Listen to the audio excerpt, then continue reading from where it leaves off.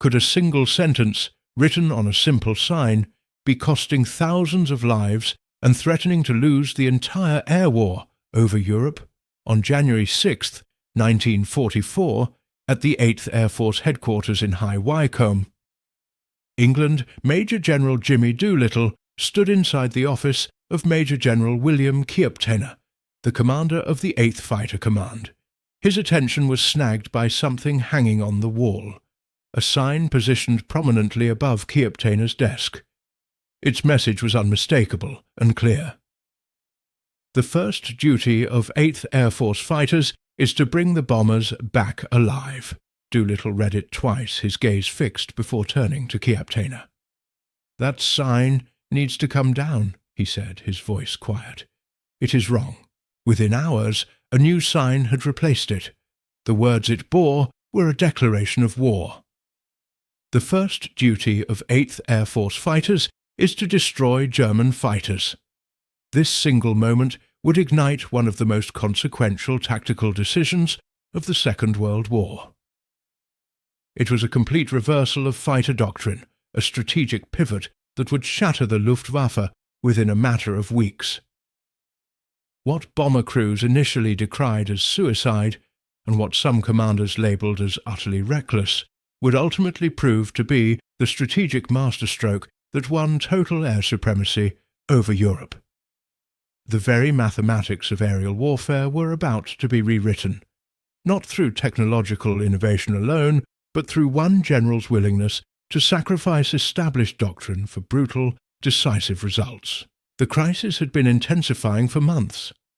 On October 14, 1943, a force of 291 American B-17 bombers embarked on the second raid against Schweinfurt, deep in the industrial heart of Germany.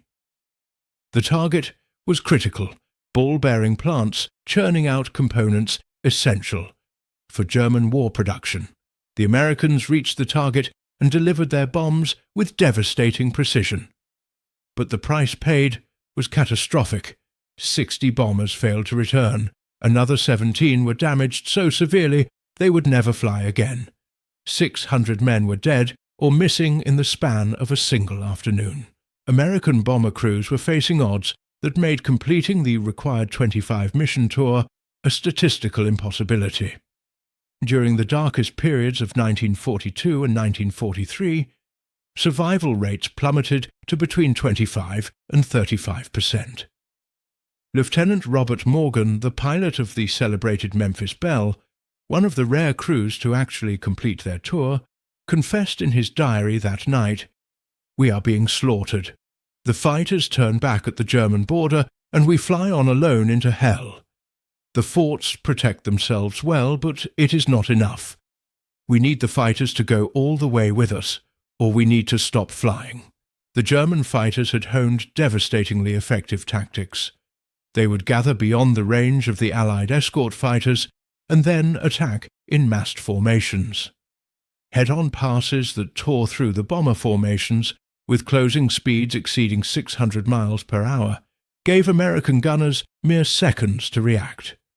German fighters armed with 30mm cannons and air-to-air rockets could obliterate a B-17 with a single devastating hit. The problem was brutally simple.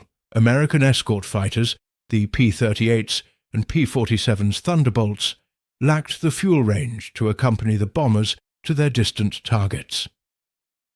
Over Schweinfurt, the escorts had been forced to turn back 300 miles from the target.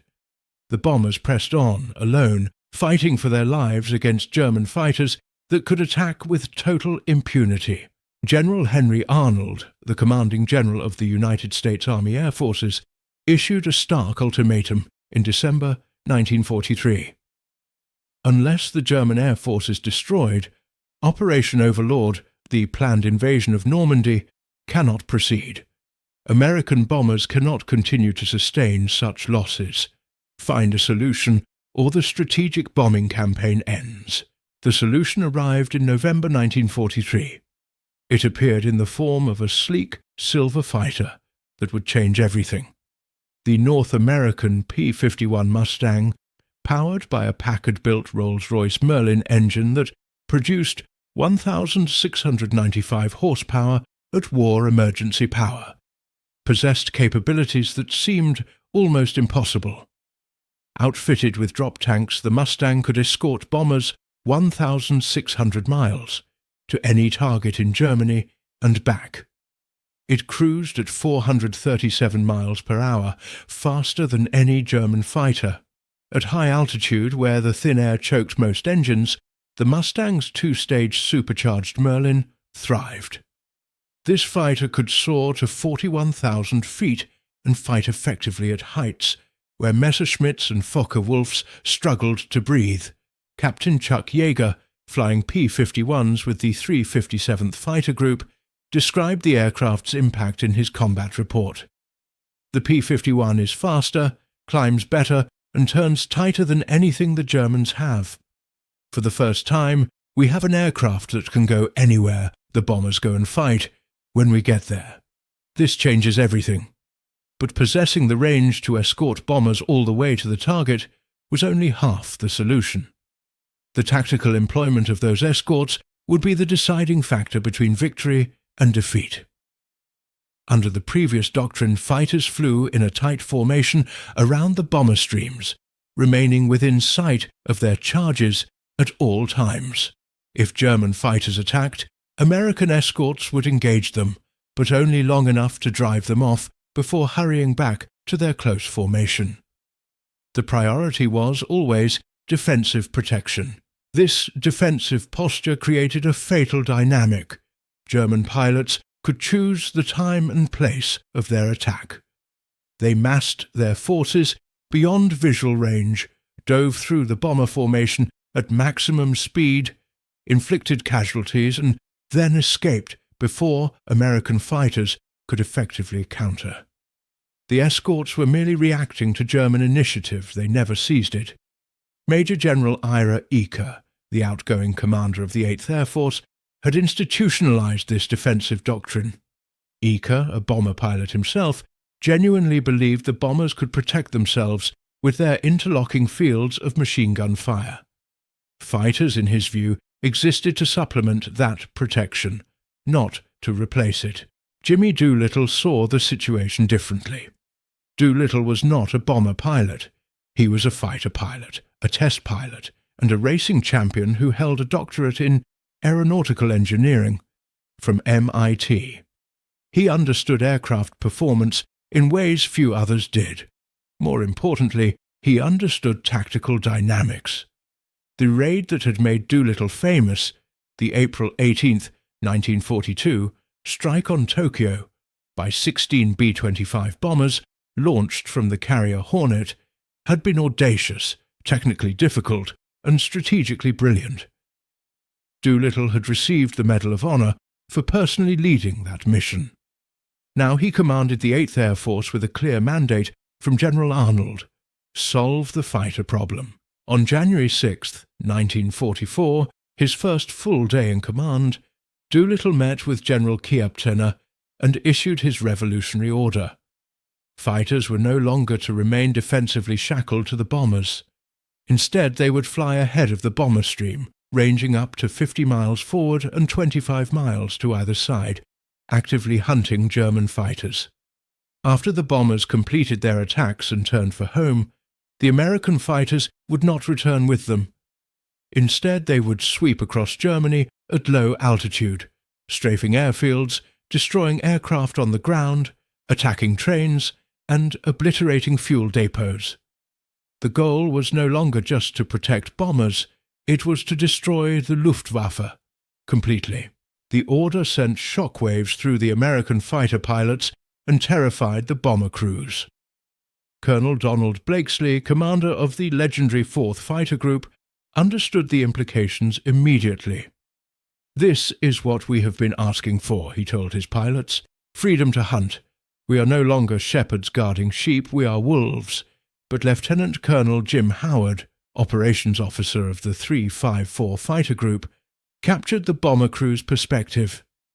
"The men flying the forts and liberators think we are abandoning them. They believe fighters leaving them alone to hunt Germans elsewhere is insanity. They do not understand that killing German fighters before they reach the bombers is better protection than shooting them down after they attack. The bomber crew's fears were not irrational. They had survived missions only because fighters stayed close, driving off attackers. Now those fighters would vanish over the horizon, leaving the bombers apparently defenseless. Many crews believed Doolittle's order was a death sentence written by a general who did not understand their war. The German reaction to these new American tactics would either validate or condemn Doolittle's gamble. For the Luftwaffe, the winter of 1943–44 had felt like an approaching victory in the air war. Despite 3 years of Allied bombing, German fighter production had actually increased. Messerschmitt and Focke-Wulf factories were delivering over 1,500 fighters every month. German pilots had developed effective tactics against the American formations. The heavily armed Sturmbock Focke-Wulf 190 fighters, carrying heavy cannons in underwing pods, could destroy bombers with a single attack run. These were escorted by faster Messerschmitt 109 fighters, whose job was to tie up the American escorts while the Sturmböcke massacred the bombers.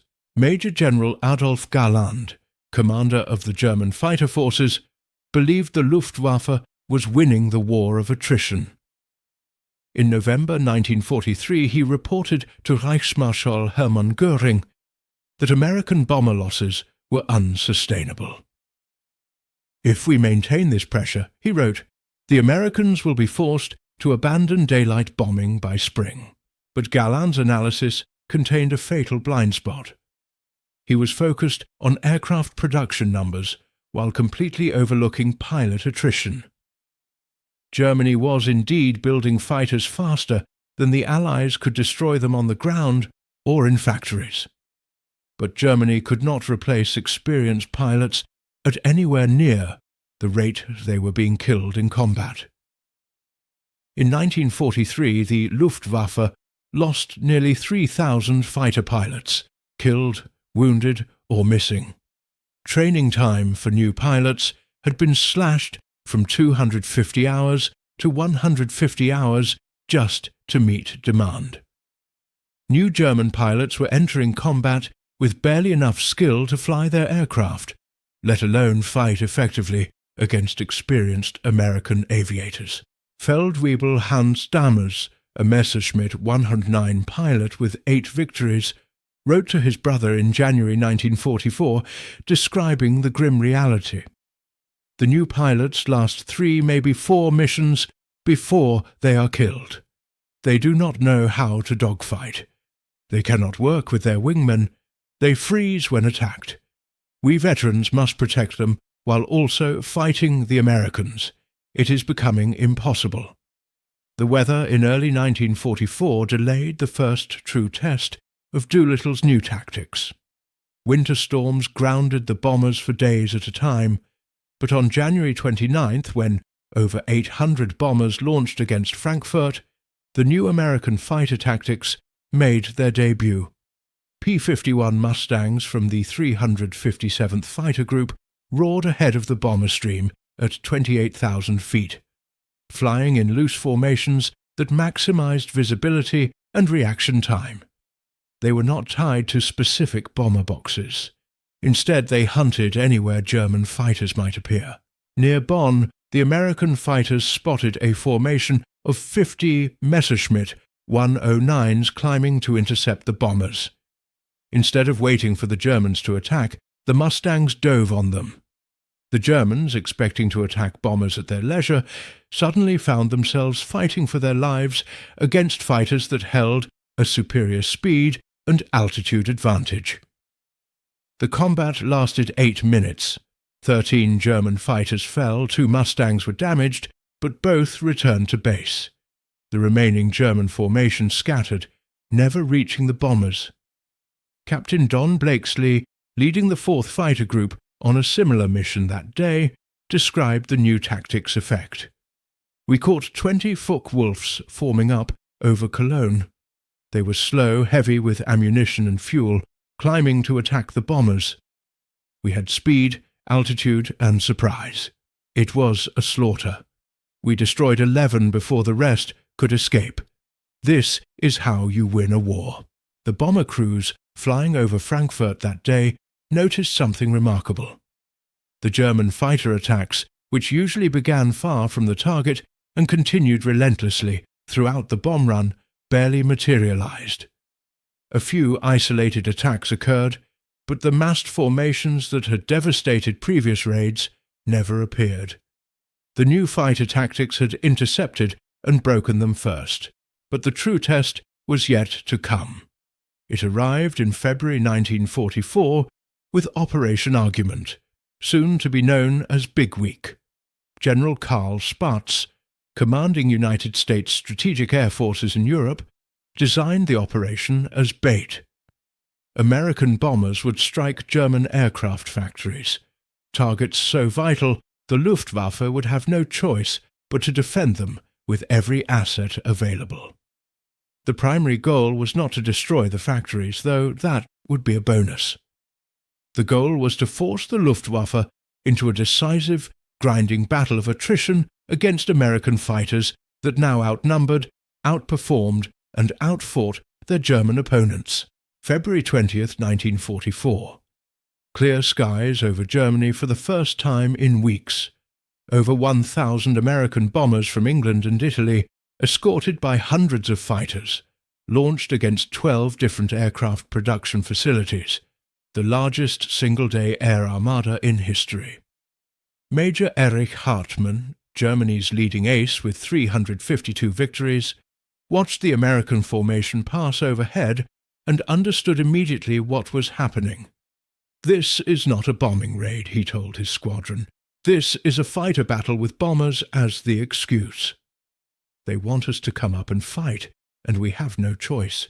The Luftwaffe responded with everything it had. Over 900 German fighters scrambled to intercept the American formations. The sky over central Germany erupted into the largest air battle in history. Contrails from thousands of aircraft crisscrossed at altitudes from sea level to 40,000 feet. But this time, American fighters were not tied defensively to the bomber formations. They ranged across hundreds of miles of German airspace, attacking German fighters wherever they found them, on the ground, taking off, forming up, or approaching the bombers. The Mustangs and Thunderbolts hunted relentlessly. Lieutenant Urban Drew of the 361 Fighter Group encountered a formation of Messerschmitt 262 jets, Germany's revolutionary new fighter, taking off from an airfield near Leipzig. The jets were fast and deadly once airborne, but during takeoff they were vulnerable. Drew dove from 30,000 feet, screaming through flak, and opened fire on the lead jet just as it lifted off the runway. The jet exploded. He destroyed a second jet before it could gain speed. The other jets scattered. Drew's combat report became legendary. "The jets are dangerous in the air, but they must take off and land like any aircraft. Catch them there, and they burn like any other." The first day of Big Week cost the Americans 21 bombers and 4 fighters. By the standards of Schweinfurt just 3 months earlier, this was a miracle. But the German losses were catastrophic. Over 50 fighters were destroyed. More critically, 38 pilots were killed or seriously wounded. For the next 5 days, whenever the weather permitted, the attacks continued. American bombers struck Regensburg, Brunswick, Schweinfurt again, Gotha, Augsburg. Each raid brought hundreds of bombers and fighters. Each raid forced the Luftwaffe to respond. Each raid cost Germany fighters and pilots it could not replace. Major Hannes Trautloft, a German ace with over 220 victories, described the impossible situation in his diary. "We shoot down bombers, but the fighters are everywhere. We form up, and they attack us before we can attack. We land to refuel, and they strafe the airfield. We take off, and they are waiting. There is no escape. For every bomber we destroy, we lose 2 fighters and pilots. By February 25th, when Big Week concluded, the statistics told the story. American losses: 226 heavy bombers, 28 escort fighters, and approximately 2,600 casualties. These were serious losses, but American production and training pipelines replaced them within a month. German losses: over 350 fighters destroyed, with another 90 damaged beyond repair. More devastatingly, the Luftwaffe lost nearly 100 pilots killed and over 50 seriously wounded. These pilots averaged over 3 years of combat experience. They were irreplaceable. Lieutenant Colonel Herbert Ihlefeld, commander of a Jagdgeschwader fighter wing, wrote in his report to Galland, "We are losing the most experienced men. The new pilots cannot survive against the American fighters. Within 3 months, we will have aircraft, but no one capable of flying them in combat." But Doolittle's strategy extended beyond air-to-air combat. The second phase of his directive, the strafing attacks on German airfields and infrastructure, proved equally devastating. Every day, as American fighters returned from their escort missions, they would drop to low altitude and attack targets of opportunity all across Germany. Airfields suffered particularly heavy damage. Fighters parked in the open, aircraft in maintenance, fuel trucks, hangars, all became targets. German pilots described returning from grueling combat missions only to find their home airfields under attack, forcing them to divert to alternate bases or attempt to land amidst strafing runs. Major Günther Rall, a Luftwaffe ace with 275 victories, described the profound psychological impact. "We used to feel safe on our own airfields. Now nowhere is safe. The Americans attack morning, noon, and evening. Pilots survive combat only to die on the ground. Mechanics are killed servicing aircraft. Fuel trucks explode. We cannot maintain operations under this constant attack." The cumulative effect began to show in March 1944, when the 8th Air Force launched its first major raids on Berlin itself. On March 6th, 730 bombers, escorted by 800 fighters, struck the German capital. The symbolic and strategic importance of Berlin meant the Luftwaffe had to respond with maximum effort. They did. Over 150 German fighters engaged the American formations. The resulting battle raged across hundreds of miles as fighters clashed while the bombers pressed relentlessly toward their targets. When the tally was complete, the Americans had lost 69 bombers and 11 fighters. The Germans lost 160 aircraft destroyed and another 50 damaged. The pilot casualties were staggering. Nearly 70 experienced fighter pilots killed or wounded in a single day. For the Luftwaffe, it was a disaster from which recovery was impossible. Captain Johannes Steinhoff, Group Commander of 1st Group Jagdgeschwader 52, survived the March 6th battle and wrote that evening, "Today I watched the German fighter arm die. We threw everything against them, and it was not enough. They shot us down faster than we could shoot them down. Their losses are temporary. Ours are permanent. The war is lost." Between January and May 1944, the cumulative attrition became unsurvivable for the Luftwaffe. German fighter pilot losses exceeded 1,000 men killed, wounded, or missing. This represented nearly 1/4 of all fighter pilots available at the start of that period. More critically, the losses fell heaviest on the most experienced pilots. The veterans, the men with dozens or hundreds of victories, the squadron and group commanders, the instructors, they were systematically killed.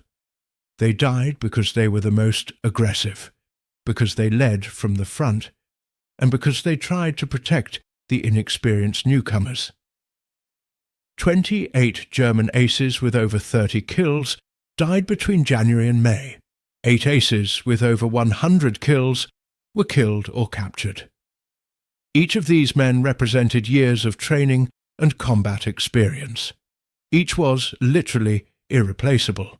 The training pipeline could not keep pace. In 1944, Germany graduated 29,000 new fighter pilots, but training time had fallen to just 110 total flight hours by mid-year. Some late-war pilots received as little as 50 hours. American pilots in the same period received over 450 hours of training, including 250 hours in their specific combat aircraft. Major Hans-Joachim Marseille, a German ace with 206 victories, described the new pilot's situation in his final letter home before being killed in action in October 1943. The boys arrive at the squadron unable to fly formation properly.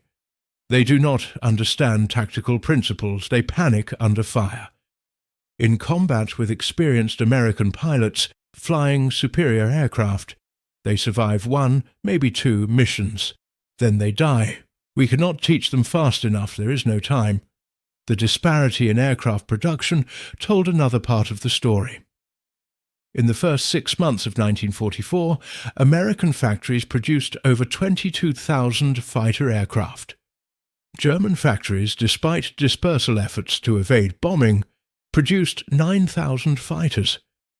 The numerical advantage alone was overwhelming, but the qualitative advantage made the disparity decisive. The P-51 Mustang was simply superior to the Messerschmitt 109 and Focke-Wulf 190 in most combat situations. It was faster, had better range, superior high-altitude performance, and equal or better maneuverability. Colonel Hubert Zemke, commanding the 56th Fighter Group, flying P-47 Thunderbolts, noted the combined effect. We have more fighters, better trained pilots, better tactics, and unlimited fuel and ammunition. The Germans have brave men flying good aircraft they cannot keep supplied or properly maintained. Courage cannot overcome such a disadvantage forever. By April 1944, the transformation was complete. German fighter strength, measured in operational aircraft and pilots, had fallen to less than 60% of its January levels. More importantly, the quality of the force had declined catastrophically. The veteran formations that had savaged bomber raids in October 1943 no longer existed. The new Luftwaffe consisted largely of inexperienced pilots flying aircraft with insufficient fuel, inadequate ammunition, and minimal maintenance. They faced American formations that grew larger and more confident with each mission.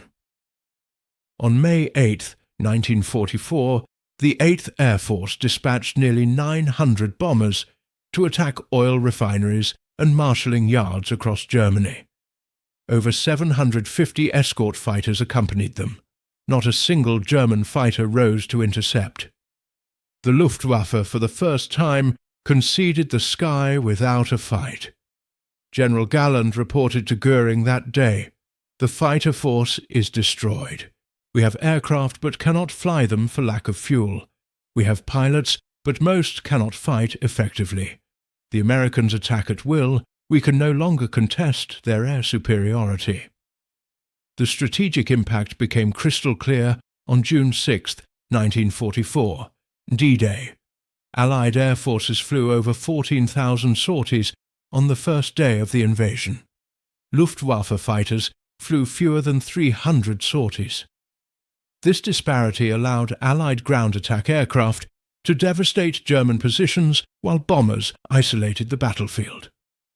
Field Marshal Erwin Rommel, commanding German forces in France, sent an urgent message to his wife on June 10th.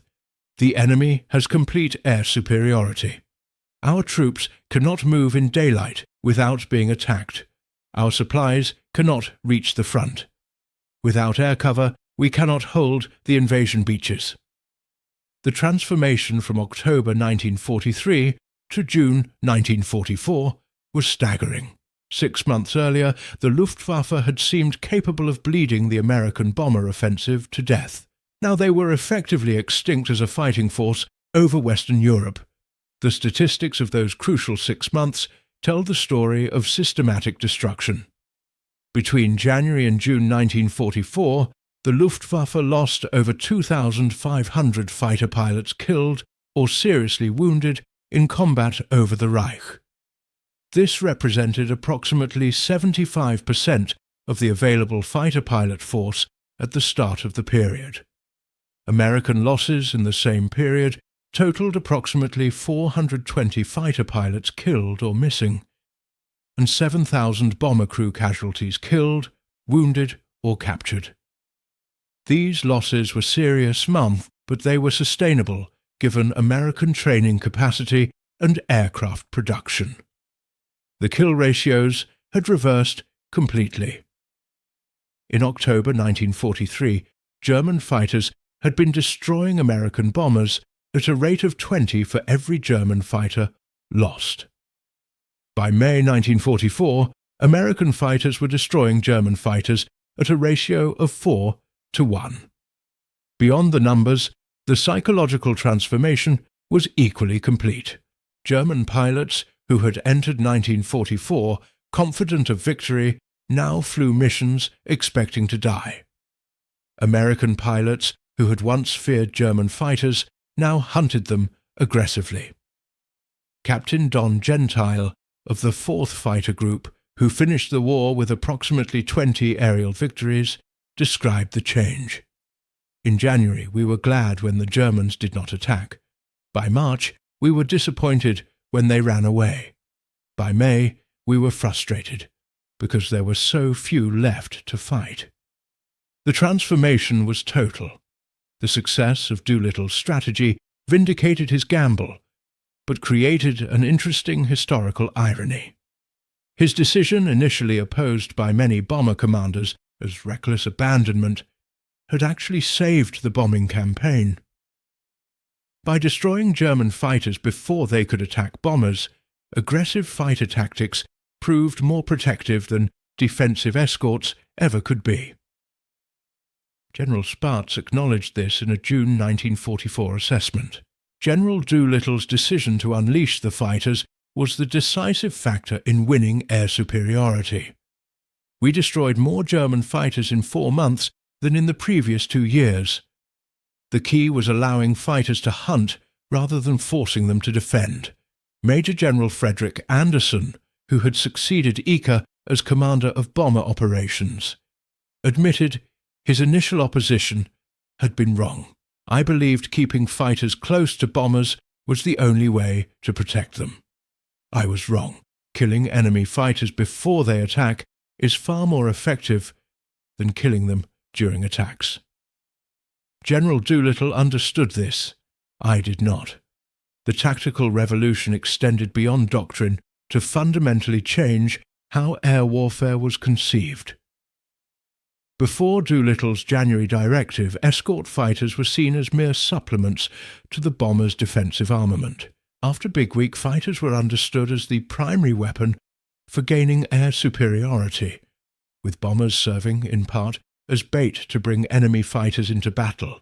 This understanding would shape Air Force doctrine for decades. The Korean War, the Vietnam War, and every subsequent conflict would apply the lessons learned in early 1944. Air superiority comes from destroying enemy fighters proactively, not from protecting friendly aircraft reactively. But the human cost of this strategy remained significant. Over 10,000 American airmen died in the skies over Europe in the first half of 1944 alone. The bomber crews who flew missions day after day, knowing each sortie might be their last, showed extraordinary courage. The fighter pilots who accepted the mission of hunting German fighters deep over enemy territory demonstrated remarkable skill and aggression. Lieutenant Robert Johnson of the 56th Fighter Group who survived to become the second highest scoring American ace in Europe with 27 victories, reflected on the cost years later. We talk about tactics and strategy and numbers, but what really happened was thousands of young men climbed into aircraft every day and flew into combat knowing many would not return. We won because we had more courage, more skill, better aircraft, better tactics, and better leadership. We won because Jimmy Doolittle understood that protecting bombers meant killing fighters, not staying close to bombers. By August 1944, the Luftwaffe's fighter force had effectively ceased to exist as a coherent defensive organization. Individual groups continued fighting with great courage and occasional success. New jet aircraft, the Messerschmitt 262, showed revolutionary potential. But the systematic destruction of the pilot force in the first half of the year could not be reversed. Germany produced over 36,000 fighters in 1944, the highest annual total of the war. But there were not enough trained pilots to fly them, not enough fuel to train the pilots who existed, not enough experienced leaders to develop effective tactics, and not enough time to rebuild what had been lost. Captain Erich Rudorfer, one of the few German aces to survive the war with over 220 victories, summarized the situation. We had aircraft in abundance by late 1944, modern fighters, even jets. But we had no experienced pilots to fly them. The Americans had killed all the good pilots in the spring. The war was already lost by the time our production peaked. The success of Doolittle's strategy created a template for modern air warfare that remains relevant today. Air superiority cannot be won defensively. It requires aggressive offensive action against enemy aircraft and infrastructure. Technological advantage matters. Training quality matters more. Numerical superiority is decisive only when combined with qualitative superiority. Perhaps most importantly, leadership willing to challenge conventional doctrine and accept risk can produce strategic results, far exceeding incremental improvements to existing methods. Doolittle's decision to change the sign on Key Obtainer's wall was not merely symbolic. It represented a fundamental reconceptualization of fighter employment. The bomber crews, who initially feared Doolittle's tactics as abandonment, came to understand and appreciate the strategy. Technical Sergeant Andy Rooney, a Stars and Stripes reporter who flew bombing missions to cover the air war, wrote in June 1944, "The fighter pilots saved us by leaving us." This sounds paradoxical, but it is true. When they flew close, the Germans attacked anyway. When they flew ahead and hunted, the Germans could not reach us. The best defence was a good offence. General Doolittle understood this. We did not. He was right. By the time of the Normandy invasion, Allied air forces had achieved complete air supremacy over Western Europe. German aircraft still operated, but in such limited numbers and with such restricted effectiveness that they could not meaningfully contest Allied air operations. The invasion succeeded, in significant part, because soldiers could fight without fear of enemy air attack. General Dwight Eisenhower, the Supreme Allied Commander, acknowledged this in his post-invasion assessment. The air forces gave us the one thing essential for success. They gave us freedom to operate without enemy air interference. General Doolittle's fighter tactics destroyed the Luftwaffe when destruction was essential. History will judge this as one of the decisive campaigns of the war. The transformation from October 1943 to June 1944 stands as one of the most dramatic reversals in military history. In October, the Luftwaffe was winning the battle of attrition over Germany. American bomber losses were unsustainable. The strategic bombing campaign seemed doomed. 6 months later, the Luftwaffe was shattered. American bombers flew with minimal losses, and Allied ground forces, prepared to invade France, under complete air cover. The change was so complete and so rapid that German commanders struggled to comprehend what had happened. General Galland, in his post-war memoirs, identified the turning point precisely. When the Americans changed their fighter tactics in January 1944, they won the air war. We could fight American bombers. We could not fight their fighters and their bombers simultaneously. Once they freed the fighters to hunt us, we were doomed. The end was simply a matter of time. The final statistics of the campaign demonstrate its overwhelming success. Between January and December 1944, the Luftwaffe lost over 4,000 fighter pilots killed in action over the Reich. American and British fighters destroyed over 11,000 German fighters in air combat and on the ground. German fighter pilot training time fell from 200 hours in 1943 to less than 100 hours by late 1944. American losses in the same period totaled approximately 750 fighter pilots and 16,000 bomber crew casualties. These were significant losses, but American training schools graduated over 35,000 new pilots in 1944, and American factories produced over 63,000 military aircraft. The kill ratio in air combat shifted decisively. In 1943, Luftwaffe fighters had achieved approximately 1.2 kills for every loss. In 1944, the ratio reversed, with American fighters achieving 3.7 kills for every loss. By 1945, the ratio exceeded 7-1, but perhaps the most telling statistic was pilot experience levels. In January 1944, the average German fighter pilot had over 200 hours of combat experience. By January 1945, the average was under 50 hours. The Luftwaffe had not run out of aircraft or fuel, though both were scarce. It had run out of trained pilots capable of effective combat. Doolittle's controversial decision had achieved precisely what General Arnold demanded. It destroyed the Luftwaffe as an effective fighting force before the Normandy invasion. It demonstrated that aggressive, offensive fighter tactics were more effective than defensive escort tactics. It proved that winning air superiority required killing enemy fighters, not merely protecting friendly bombers. The human cost was high. Over 26,000 American airmen died in the skies over Europe during World War II. More fatalities than the entire United States Marine Corps suffered in the Pacific. The 8th Air Force alone endured over 47,000 casualties. These men achieved air superiority through courage, skill, and sacrifice. For the German fighter pilots, the campaign was catastrophic. Thousands of young men, many still teenagers, climbed into their cockpits knowing survival was unlikely. They fought with courage and skill against overwhelming odds until death claimed them. The aces, the veterans, the squadron leaders, nearly all died in combat or were captured. Few survived the war.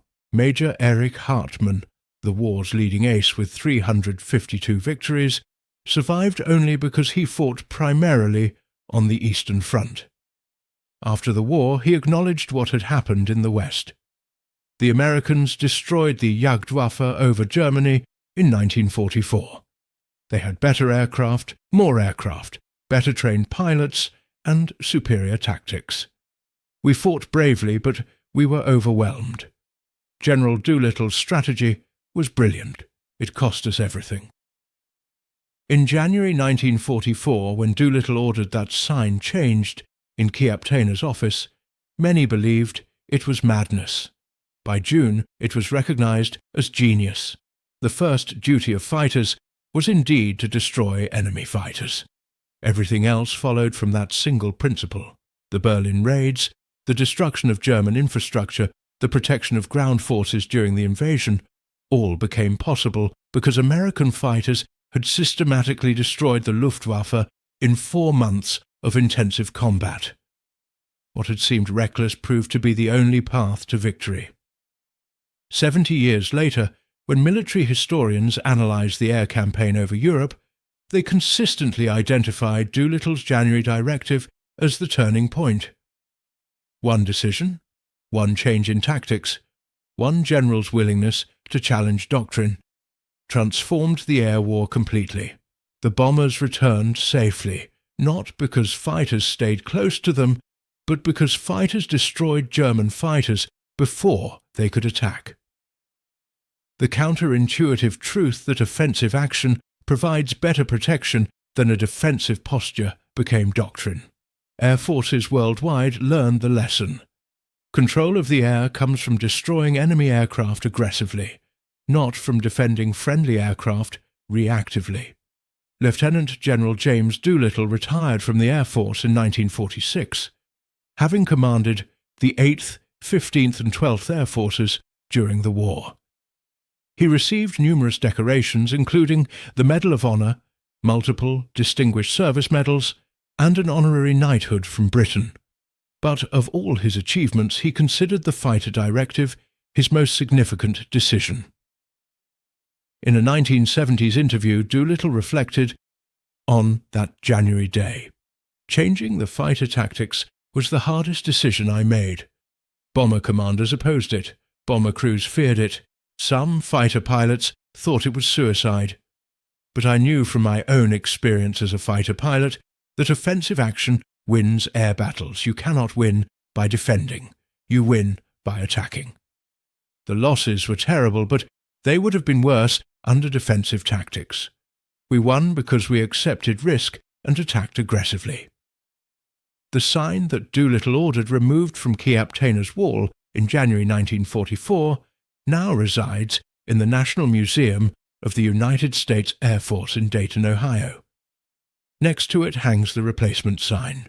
Together they tell the story of a tactical revolution that won air supremacy in Europe. For the bomber crews who survived the war, many credited Doolittle's decision with their survival. They had initially opposed the change, believing fighters leaving them to hunt Germans elsewhere was abandonment. Experience taught them otherwise. The best way to protect bombers was to destroy enemy fighters before they could attack.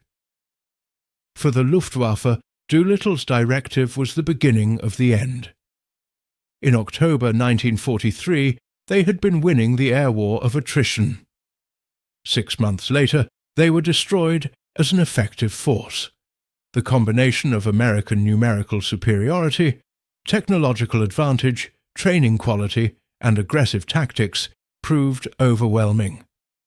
The campaign from January to June 1944 demonstrates military principles that remain valid today. Offensive action defeats defensive action when both sides are roughly equal in capability. Superior training produces superior results, even when outnumbered. Technological advantage combined with tactical innovation creates decisive superiority. Leadership willing to challenge doctrine and accept risk achieves strategic results. But most importantly, winning air superiority requires destroying enemy fighters, not protecting friendly aircraft. This counterintuitive truth, understood by Doolittle and proven in combat over Germany in 1944, remains the foundation of air combat doctrine worldwide. The story of how one general's order to change a sign on a wall led to the destruction of the Luftwaffe in weeks is ultimately a story about understanding the fundamental nature of air-to-air combat. Doolittle understood that fighters are offensive weapons whose primary purpose is killing enemy fighters. Using them defensively wastes their potential and surrenders the initiative to the enemy. The bomber crews who initially feared his tactics came to understand their wisdom.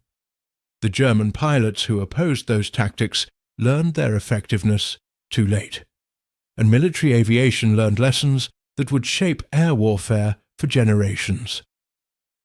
On June 6, 1944, when Allied forces stormed the beaches of Normandy under clear skies, free of German aircraft, the success of Doolittle's strategy was complete. The Luftwaffe, which had terrorized Europe for 5 years, which had destroyed air forces from Poland to France, which had bombed London into rubble, was nowhere to be seen. American and British fighters had hunted them to extinction. A single tactical decision, a single change in doctrine, a single general's willingness to challenge conventional wisdom had achieved what years of bombing could not. The Luftwaffe was destroyed not by attacking factories, but by attacking fighters, not by defending bombers, but by hunting aggressively, not by playing defense, but by seizing the offensive. The sign came down on January 6, 1944. 6 months later, the Luftwaffe was finished. The connection between those two events is direct, measurable, and undeniable. One general's reckless strategy had destroyed the enemy air force in weeks, won air supremacy over Europe, and ensured the success of the invasion that would liberate a continent. History would judge Jimmy Doolittle's decision to change fighter tactics as one of the most consequential command's decisions of World War II. Not because it was complex or technically sophisticated, but because it was, fundamentally, correct. The first duty of fighters is to destroy enemy fighters.